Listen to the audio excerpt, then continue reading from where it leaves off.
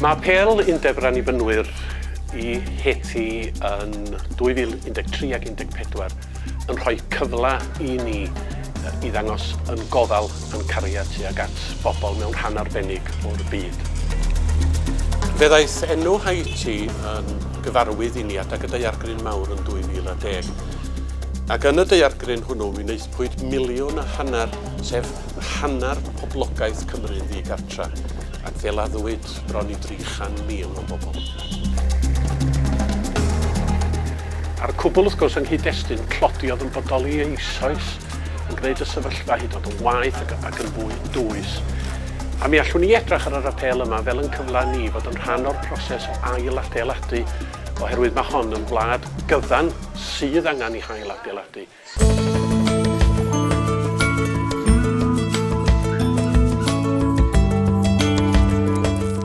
Ni wedi cael yn croesawu mewn y tŷ fan hyn nawr. Mae yna 6 o bobl yn byw yn y tŷ yma. Mae yna 2 stafell wely.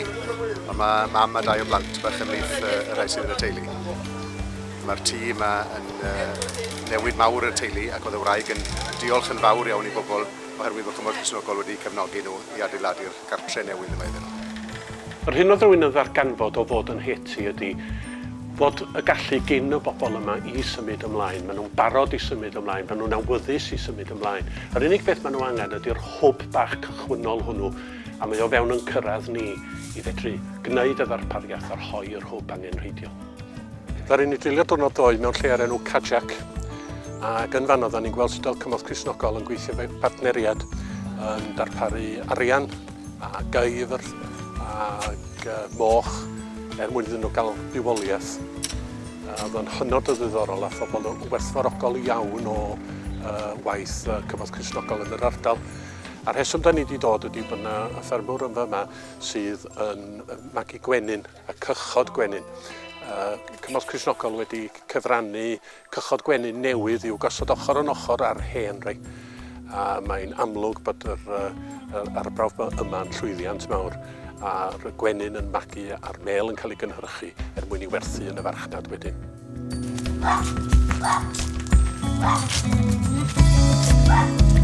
Un o'r bobl da ni wedi gyfarfod ydy gwraig ar enw Annibynwyr.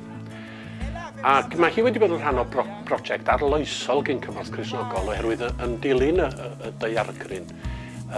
Fe eithwyd ati I roi arian I bobl dlawd dan oruchwyliaeth wrth reswm, ond arian iddyn nhw I fedru dechrau ennill I bywoliaeth I hunin. A beth nath I ffranna ar arian oedd prynu mochyn. A dyma'r mochyn mewn amser yn cael moch bach, 5 ohonyn nhw. Depuis ou avec cobla la main, ou qu'on ça pour manger parce qu'on n'est pas pour lier, ou qu'on ça pour manger, ou qu'on ça pour serrer, eh bien, on va réaliser quand même.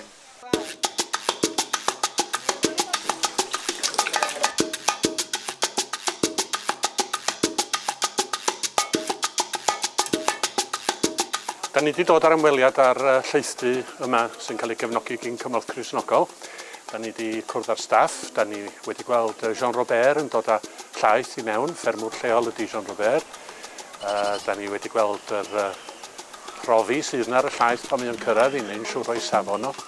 A wedyn y proses o'i baratoi o ac yn y pen draw I botelu fo cyn I dosbarthu fo I ysgolion ac I rhai siopa yn yr ardal. Dwi'n siŵr y gallen ni ddychmygu pa wahaniaeth mae'r llaeth yma'n neud i'r plant sydd yn yr ysgolion. Mae yna rhai yna ni sydd yn cofio adag oedden ni'n cael llaeth yn yr ysgol, a hynny mwyn hyrwyddo'n iechyd ni. Mae'r clodi gymaint mwy yn yr rhan yma o'r byd. Mae'r llaeth felly'n dod yn bwysicach byth iddyn nhw. Felly mae hwn yn brosiect pwysig iawn ac ydy'n gwerth I gefnogi. Gweithgarwch bychan iawn sydd yn digwydd yma ar hyn o bryd, ond mae yna fwriad ar y tir sydd tu ôl i'r lleithdy yma I ehangu, a mae angen cefnogaeth ar y fenter i'r diben hwnnw. A mae o'n dod o fewn yn cyrraedd ni, mor bell yda ni, I roi y gefnogaeth sydd yn angenrheidiol. Mae'n brosiect da. C'est bon.